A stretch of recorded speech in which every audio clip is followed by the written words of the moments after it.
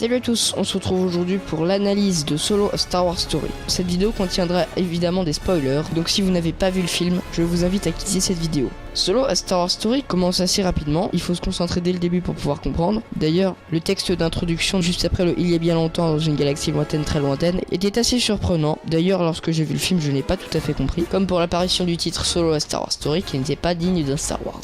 Donc dans ce début rapide, nous pouvons voir Han qui tente d'échapper à un gang et de rejoindre la base de Lady Proxima sur Corellia. On peut voir que Han possède déjà les dés qu'on peut apercevoir dans l'épisode 8, ce qui invalidait les théories qui disaient que Han avait gardé les dés de sa victoire contre Lando au sabak où il avait gagné le faucon. Vis-à-vis de Lady Proxima, je m'attendais pas du tout à ça comme apparence. Han et Qi'ra s'enfuient. D'ailleurs, par rapport à l'amour entre Han et Qi'ra, je m'y attendais pas du tout. D'ailleurs, je me demandais comment le film allait faire en sorte que Han puisse sans problème être avec Leia dans la suite des films. Une fois qu'ils arrivent au spatioport, la suite est assez prévisible. Qi'ra reste sur Corellia.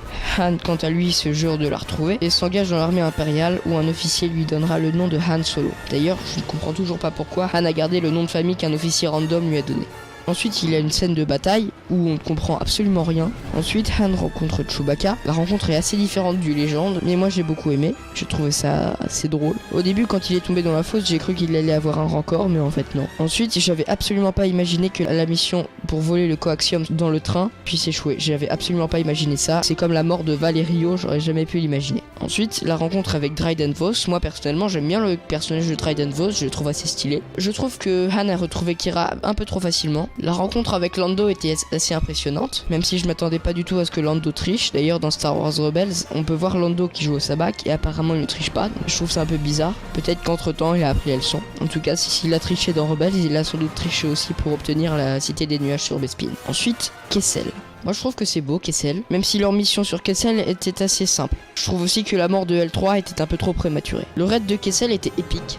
La présence de l'Empire dans le Maelstrom n'était pas essentielle. D'ailleurs, l'Empire est pas assez présent dans le film, à mon goût. Ensuite, on sait enfin pourquoi le faucon est passé de l'apparence assez jolie de quand il appartenait à Lando à l'apparence un peu casserole volante de Han.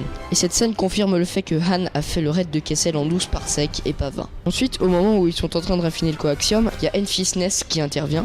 Moi, personnellement, je savais déjà que c'était une femme avant la sortie de Solo, mais je ne savais pas que c'était une rebelle. Je pensais que ça allait être juste une méchante, alors en fait, non, pas du tout.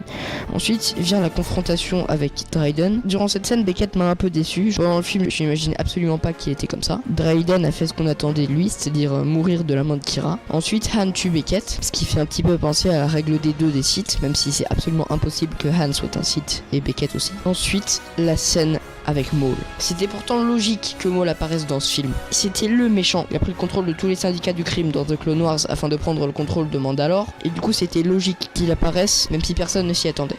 Ensuite, Han retrouve Lando. Et c'est ça que j'ai trouvé bizarre, c'est que Lando dit à Han qu'il ne veut plus jamais le revoir. Et après, il l'accueille avec joie dans la partie de sabak. Han réussit à empêcher Lando de tricher, puis gagne le faucon de manière loyale. En résumé, je dirais que j'ai beaucoup aimé ce film, même si pour moi, il n'est pas aussi bien que l'épisode 8. Voilà, c'est la fin de cette analyse, on se retrouvera plus tard pour une prochaine vidéo, alors au revoir et que la force soit avec vous.